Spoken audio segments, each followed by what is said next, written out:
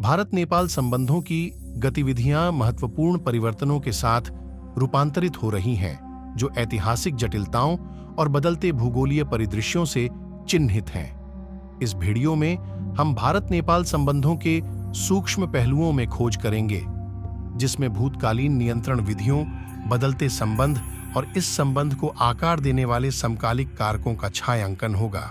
लेकिन आज का वीडियो शुरू करने से पहले, यदि आप हमारे चैनल पर नए हैं तो कृपया अधिक जानकारीपूर्ण वीडियो के लिए हमारे चैनल को सब्सक्राइब करें। नवीनतम अपडेट के लिए घंटी आइकन दबाएं।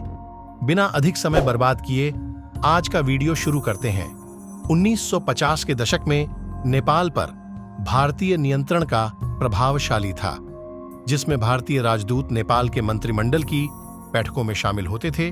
तराई क्षेत्र में भारतीय मुद्रा का उपयोग होता था और भारतीय सेना नेपाल चीन सीमा की रक्षा के लिए नेपाल में थी, जिसे एक ऐसे कहा जाता था जैसे भारतीय सैन्य मिशन, जो काफी नियंत्रण था। इसका सीमा में बदलाव 2017 में हुआ, लेकिन फिर भी भारतीय प्रभाव बहुत है और कई नेपाली ये मानते हैं कि आप भारतीय आशीर्वाद के बिना नेपाल के प्रधानमंत्री नहीं बन सकते हैं। भारतीय हस्तक्षेप को प्रभावित करने वाले कारण एक प्रभाव का क्षेत्र भारत उपमहाद्वीप में मुख्य खिलाड़ी है। पाकिस्तान के विभाजन से पहले भारत को क्षेत्रीय प्रभाव के मामले में किसी हद तक पाकिस्तान द्वारा मुकाबला करना पड़ा था। पाकिस्तान के विभाजन और वर्तमान पाकिस्तान की राजनीतिक स्थिति के साथ भारत उपमहाद्वीप में स्पष्ट रूप से एकमात्र प्रभावशाली देश है। इसका समर्थन पश्चिमी देशों के माध्यम से मिल रहा है, जिससे यह स्पष्ट हो रहा है कि भारत क्षेत्रीय प्रभाव को बनाए रखना चाहता है।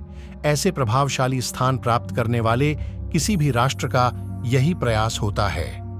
उसी तरह से उपनिवेशीय ब्रिटिश, वर्तमान चीन, संयुक्त राज्य अमेरिका या ब्राजील, उनके क्रियाओं से यह सुझावित होता है कि किसी भी प्रभावशाली देश को पड़ोसी राष्ट्रों के आंतरिक कार्यों में राजनीतिक रूप से हस्तक्षेप करने में कोई हिचकिचाहट नहीं होगी, जैसा कि भारत ने नेपाल या श्रीलंका जैसे पड़ोसी देशों में किया है। एक समय के देश सिक्किम के साथ। मैं इसे राजनीतिक तर्क से पूरी तरह से सही मानता हूं, जो कि प्राकृतिक है। 2. सुरक्षा हित। भारत सरकार का मानना है कि नेपाल को सुरक्षित रखने के लिए, खासकर जब हमारे बीच भारत और नेपाल की खुली सीमा है, इसे नियंत्रित किया जाना चाहिए। वे चीनी और पाकिस्तानी प्रभाव के खौफ का सामना कर रहे हैं, लेकिन फिर भी भारत को नेपाल को नियंत्रित करने की आवश्यकता नहीं है। यह केवल नेपाली सरकार को सूचित करना होगा, जो शीघ्र हर कार्रवाई करेगी। कोई नेपाली सरकार अपने भूमि में विरोध भारतीय गतिविधियों को बढ़ावा देने के लिए अनुमति नहीं दे सकती। यह हमारे हित में नहीं है। दुखिने का दृष्टिकोण, यहां तक कि नेपाल युद्ध चल रहे थे, जिन्हें वहां भारत में आश्रित दिया गया था। जब वे वहां एक नागरिक युद्ध लड़ रहे थे, जिन्हें वहां भारत में आश्रित दिया गया था, जब वे वहां एक नागरिक युद्ध लड़ रहे थे, जिन्हें संयुक्त राष्ट्र ने नेपाल को स्तब्ध करने और नियंत्रित करने के लिए संरक्षित कहा जाता है। 3. जल संसाधन। यह पहले से ही कहा गया है, लेकिन नेपाल के बड़े जल संसाधन और विद्युत उत्पादन की संभावना के कारण यहाँ के कई लोग ये मानते हैं कि भारत नेपाल को अपने संसाधनों के लिए नियंत्रित कर रहा है।